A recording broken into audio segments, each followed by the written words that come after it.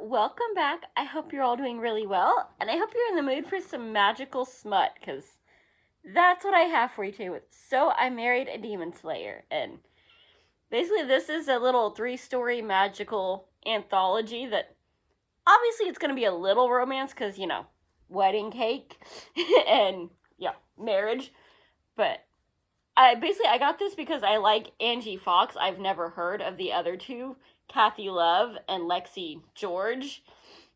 And I can say, I'm probably not going to pick their stuff up because the first story is by Kathy Love and it's hot in more ways than one. Is what it is it's a story about a fashion magazine that is not so subtly run by demons. And this, wannabe photographer is in love with one of the models who, sold her soul to the head demon running the magazine so that she could be a famous model. And, he meets her and goes, she's so gorgeous, and oh my god, she smiled at me, so she's nice, and we're in love. And, she kind of makes a comment of, you don't want to be there, they're evil, and you gotta sell your soul to the devil to get what you want, and you don't really want it, it's not worth that, and, she just wants to go back to being a small town girl, and he decides he's going to save her after they have a couple rounds of very, not totally graphic, but graphic enough, fun times. But this one kind of bugged me if it's like, well, I'm a photographer, and now that I know you're not just, exaggerating, saying that you have to sell your soul and they're demons, that they really are, well, I'm somehow going to use my camera and the fact that I can see their auras to save you and get your soul back and break this deal without giving away mine and fulfilling our dreams. And that's where it ends. Like, he has literally no plan other than, I'm a photographer and I want to keep banging a really hot model. So, yay. The only way she can be with me is if I take out her demon boss and return her soul. So, that wasn't really fleshed out to me. Like, I get that it's a short story and probably leading up to something, but it felt way unfinished and not really demony or anything up to my tastes. So, if you want a, half story with some smut and mush, go for it. The second one was by Angie Fox, and it takes place in Vegas, and it's going to be smutty when it starts off with, basically a pleasure, thing, a little, nymph going, yep, I'm a succubus and I'm hungry. Quit giving me these crappy little dens in this casino and let me go up to, the spice floor. It's like, I'm half succubus, but I don't care that he requests a full succubus. He won't know by the time I'm done with him. And we find out that the person that she's gets to, go and feed off of is actually basically a completely celibate, priestly demon slayer that attempts to drug her and is mad because he doesn't know that she's half, human, so his little, roofie trick doesn't work, and they just get it on. And we get some details of that. He's like, well, he went from being, priestly to, ooh, but it's totally her fault, even though he paid for it and requested it. And so now he's gonna kill her and everybody else, because, he's a demon slayer and she's a demon, but he's out to take out her boss. And despite being, technically a demon as, half succubus, she kind of gets treated like crap because she's only half demon. And she's actually, really sweet. She has a little hellhound that is just the cutest, biggest puppy.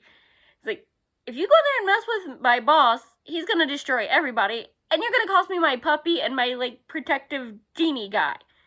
And then I'm gonna take you out and do a lot more than just make you have a good night to punish you. Because, enjoying yourself is severe punishment to this demon slayer guy. But this one actually, it follows the, I think it's the second book in the series where, our main character from the actual series that this is a little side novel off of is in Vegas and gets rid of 666 succubus and sends them back to hell because she is an actual demon slayer. Whereas this guy is, well, he is and he isn't. He's not very good.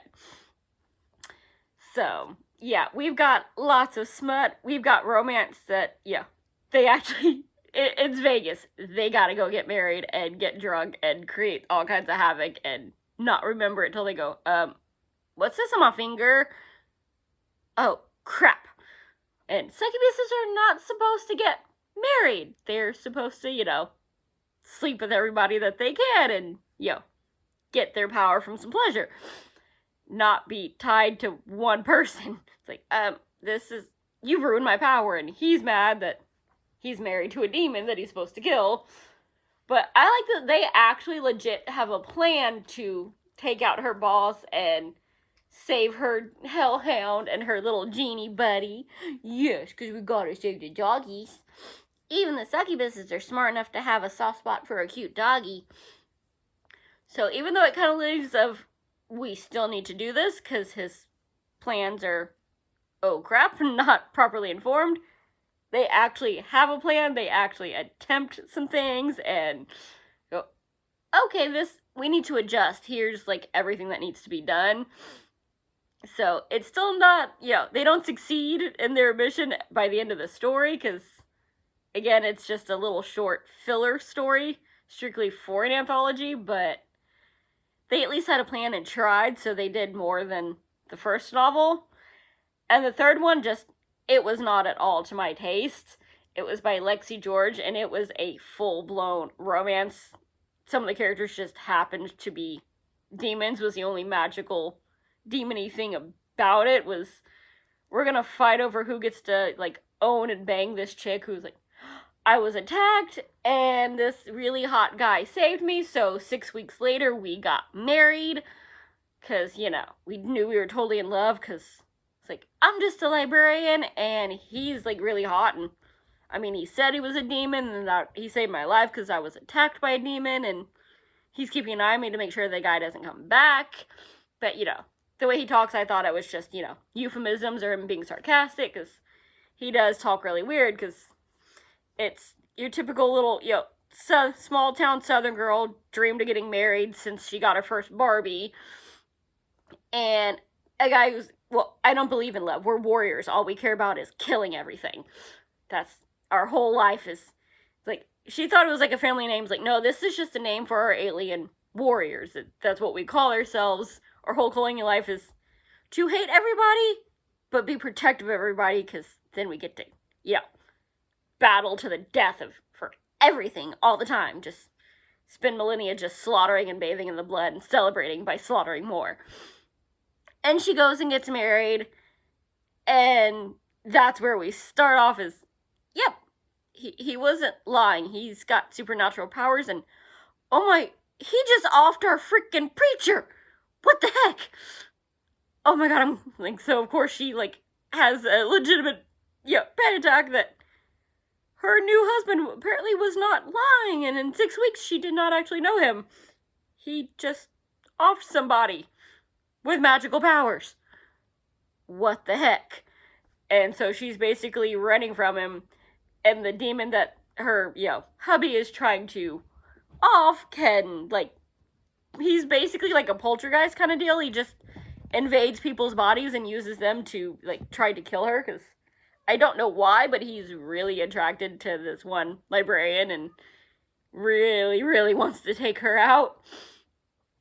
And, her new husband cannot admit that he's in love with her. He's only there because he enjoys, getting it on, and they get into quite some detail there.